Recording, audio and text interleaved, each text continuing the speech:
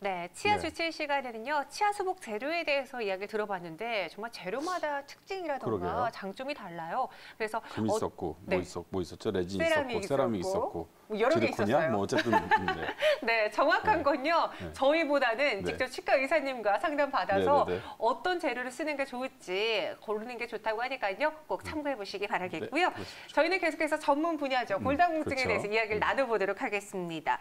허리까지 왔고요. 그보다 좀 더 밑으로 내려가 볼게요. 대퇴골 근위부 골절이 있는데 정확히 어떤 부위를 말하는 건가요, 의사님? 네. 대퇴골은 네. 우리 허벅지에 있는 뼈로서 우리 몸에서 가장 크고 가장 두꺼운 뼈입니다. 특히 대퇴골 근위부는 바로 고관절을 이루는 부위로서 그 뼈 모양에 따라서 대퇴골두, 경부, 전자부로 나누어지게 됩니다. 우리 고관절은 바로 우리 골반뼈와 대퇴골이 만나는 관절 부위로서 우리 다리를 움직이는데 중요한 역할을 하고 있습니다. 따라서 이 고관절을 이루는 대퇴골에 문제나 이상이 생기게 되면 바로 서고, 걷기 등의 일상적인 생활 활동에 어려움이 발생하게 됩니다. 골다공증이 있으면 아무래도 이제 그쵸. 체중의 전달이 많은 이 대퇴골의 손상이 좀 쉬워질 수 있을 것 같은데요. 어떤 자세나 움직임에서 특히나 사고가 많이 나오나요? 네, 네. 골다공증이 진행이 되게 되면 대퇴골 근위부, 특히 대퇴골 경부와 대퇴골 전자부의 뼈가 심하게 약해지기 시작을 합니다. 따라서 이때는 큰 외상이나 큰 사고보다는 아주 작은 외상이나 사고에 의해서도 골절이 발생할 수가 있는데요. 바로 겨울철에 대표적으로 미끄러운 빙판길에서 넘어진다거나 또는 미끄러운 욕실이나 화장실 바닥에서 주저앉는 등 이러한 작은 사고에 의해서도 바로 골절이 쉽게 발생할 수가 있습니다. 특히 최근에는 고령의 환자분뿐만 아니라 50세 이상의 성인 남녀에서도 고관절 골절이 그 발생률이 많이 증가하고 있는데요. 이는 바로 일상생활의 변화, 생활 습관의 변화와 특히 운동 부족 등으로 전체적인 뼈의 강도가 약해졌기 때문으로 추정되고 있습니다. 네. 그 흔히 이제 고관절 그 대퇴골 근위부 근데 고관절 부위죠. 네. 그거 단어로도 훨씬 익숙하실 텐데 그 노인분들 고령의 환자분들이 이제 대퇴골 근위부나 고관절 이 부분의 골절이 방치가 될 경우에는 심각한 후유증은 물론이나 사망률 이런 것들이 높아진다. 네. 이런 데이터가 있다고 하시던데. 네, 맞습니다. 사망률이요? 네. 대퇴골 근위부 골절이 위험한 이유는 바로 높은 사망률 때문입니다. 대퇴골 근위부 골절이 발생했을 때 골절 후 1년 이내의 사망률이 20% 정도로 굉장히 높게 측정되고 있습니다. 특히 적절한 치료를 시행하더라도 대퇴골 근위부 골절이 발생했을 때 정상적인, 즉 골절이 발생하기 전에 생활 상태로 돌아갈 수 있는 회복률이 50%가 채 되지 않습니다. 따라서 한번 대퇴골 근위부 골절이 발생하게 되면 다시 재골절이 발생하거나 또는 반대편 고관절에 골절이 발생할 위험성이 일반인에 비해서 약 2.5배 이상 증가하게 됩니다. 특히 대퇴골 근위부 골절이 다시 발생을 하거나 또는 반대쪽 대퇴골 근위부에 골절이 재발을 하게 되면 이때는 1차 골절에 비해서 그 사망률이 약 2배 이상 증가하게 됩니다. 최근의 연구의 결과에 의하면 대퇴골 근위부 골절이 발생했을 때 남성분은 약 11배, 그리고 여성분의 경우는 12배 정도 일반인에 비해서 사망률이 더 증가하는 걸로 나타나고 있습니다. 앞서 우리가 이제 척추 이야기도 했는데 그러니까요. 골절의 그 아픔 정도를 구분하기는 어려울 것 같아요. 뭐 우리 살짝만 베어도 아픈데 그쵸. 오죽 아프겠어요. 하지만 척추는 이제 여러 가지 부위 중에서 한 군데 손상이 있는다면 대퇴골의 이 큰 뼈가 탁 동강 나버리는 건데 네. 정말 말할 수 없을 정도로 아플 것 같거든요. 네, 맞습니다. 네. 심한 골절이 발생하게 되는 경우에는 아주 극심한 고관절의 통증과 함께 골절된 대퇴골이 위로 밀려 올라오기 때문에 이제 골절이 된 다리가 짧아 보이는 경우가 있습니다. 하지만 이런 큰 사고거나 큰 골절이 아닌 경우에 즉 가볍게 주저앉거나 넘어진 뒤에 갑작스러운 고관절 부위의 통증과 함께 바로 일어나지 못하는 경우 또는 고관절 주변을 움직였을 때 통증이 심하게 발생하는 경우 또는 양반다리나 다리를 꼬는 동작에서 고관절에 통증이 발생하는 경우에도 역시 골절을 의심해 봐야 합니다. 그럼 이 대퇴골 골절 역시 우리가 정확한 진단을 받아야 되잖아요. 우선 첫 번째로 엑스레이로 검사를 하는 게 기본적인가요? 네, 맞습니다. 대부분 엑스레이를 통해서 골절 여부를 쉽게 진단해 볼 수가 있습니다. 하지만 골다공증이 아주 심하게 진행된 경우에는 앞서 말씀드린 넘어지거나 주저앉는 이런 외상 없이도 일상생활의 동작 중에서, 즉 약해진 대퇴골 근위부가 정상적인 내 체중을 버티지 못하고 조금씩 골절이 진행되는 경우가 있습니다. 특히 이런 경우에는 골절 초기에 골절면이 심하게 어긋나거나 벌어지지 않기 때문에 이때는 엑스레이 촬영을 하더라도 골절선이 잘 보이지 않는 경우가 있습니다.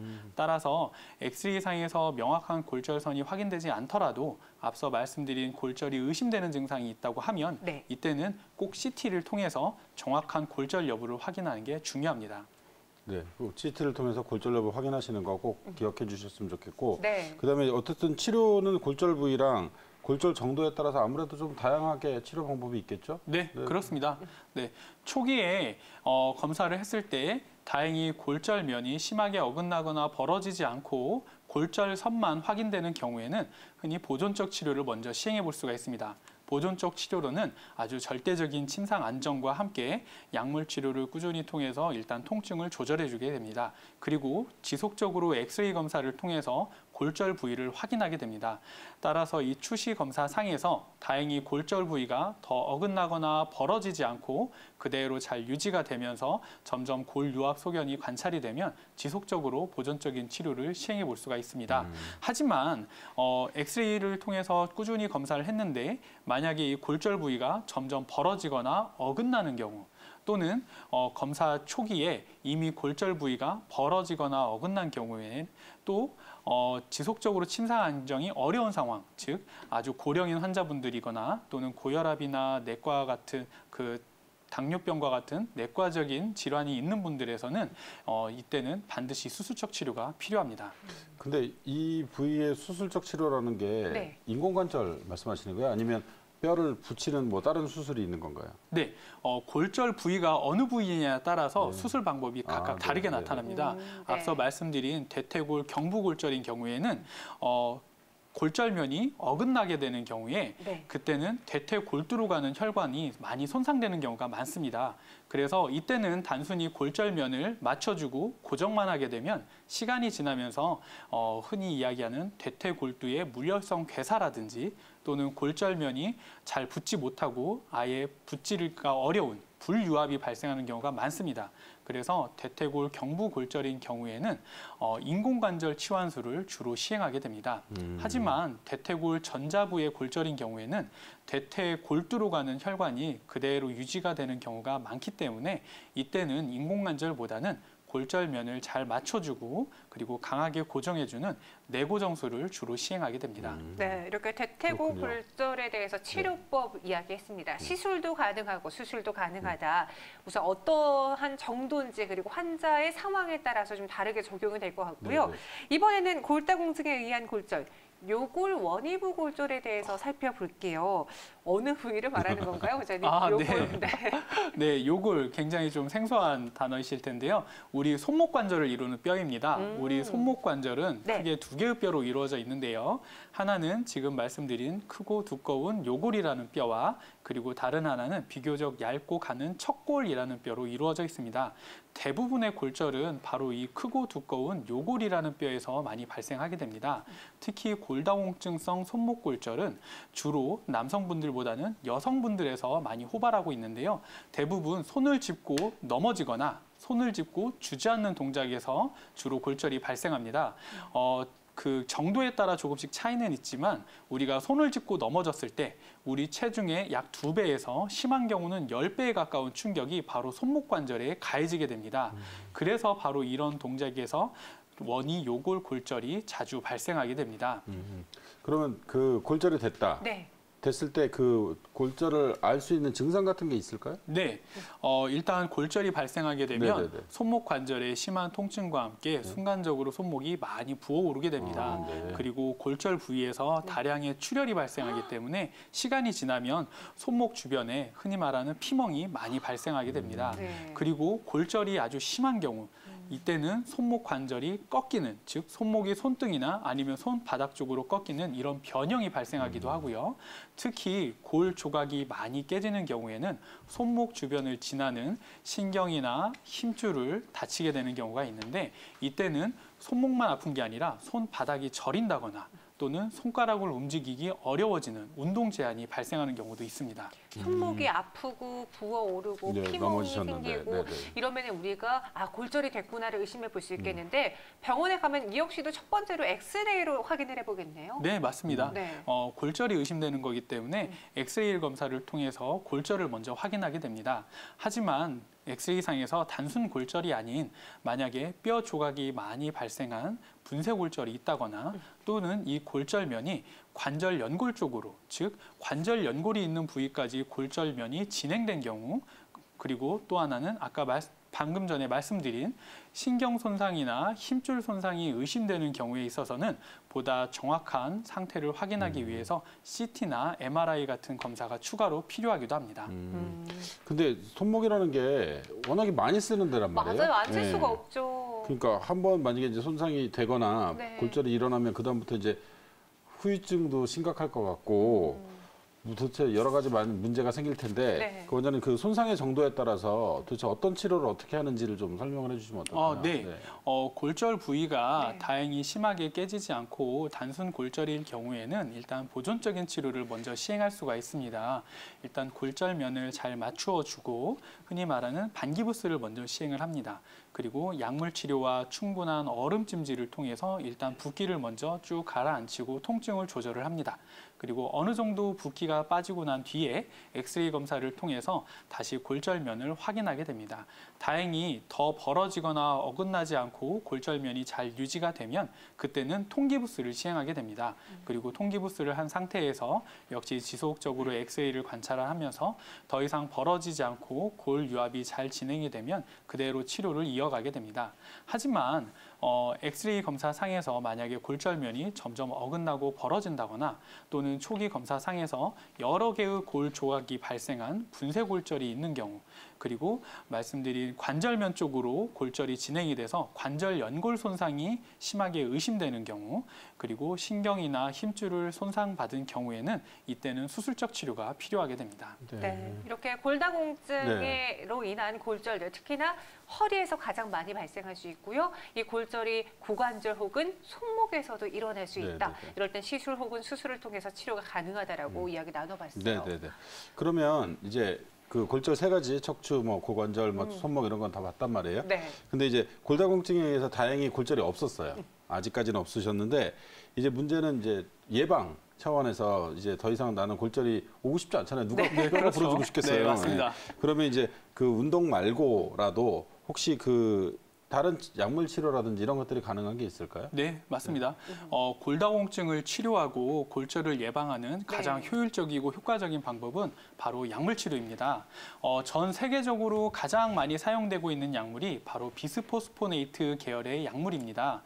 흔히 경구약의 경우는 약의 흡수율을 높이기 위해서 아침에 일어나셨을 때 식사하기 30분 전 공복 상태에서 약을 복용하시다라고 권고를 하고 있고요.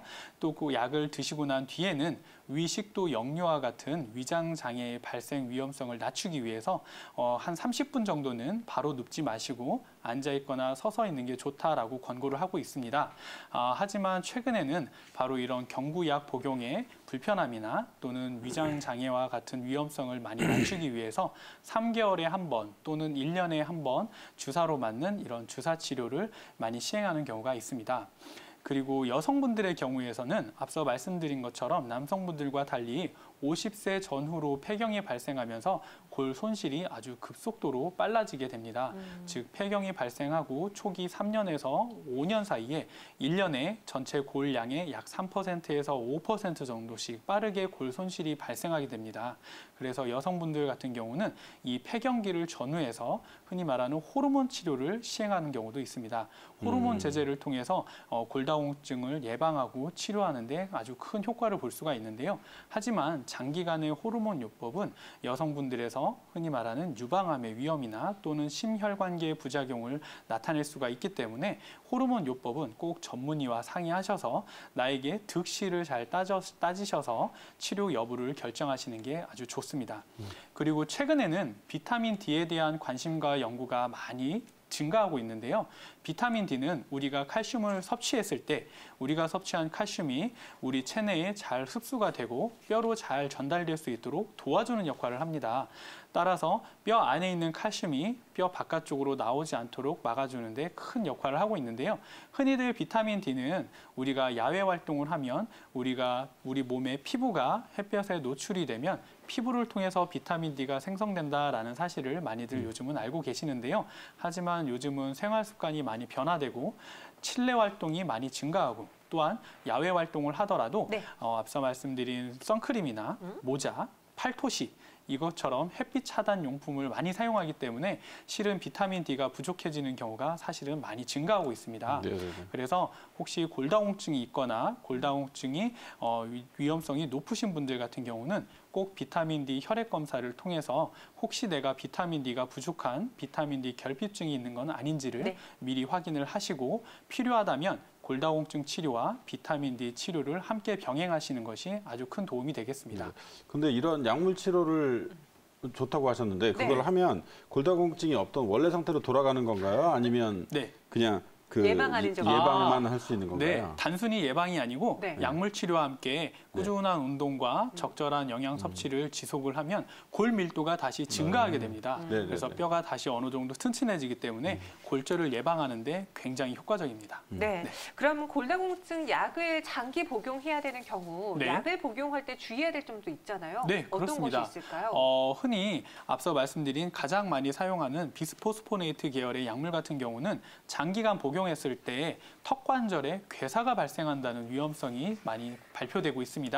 즉 그렇기 때문에 이 비스포스포네이트 계열의 약물을 사용할 때는 한 3년 정도 꾸준히 사용을 하고 그 후에는 1년 정도는 약을 중단하는 게 바람직하다라고 요즘은 권고하고 있습니다. 그래서 1년이 지난 후에 다시 골밀도 검사를 시행을 해서 만약에 골다공증이 아직도 남아있다 하면 1년 후에 다시 약물 치료를 시행하는 게 좋습니다.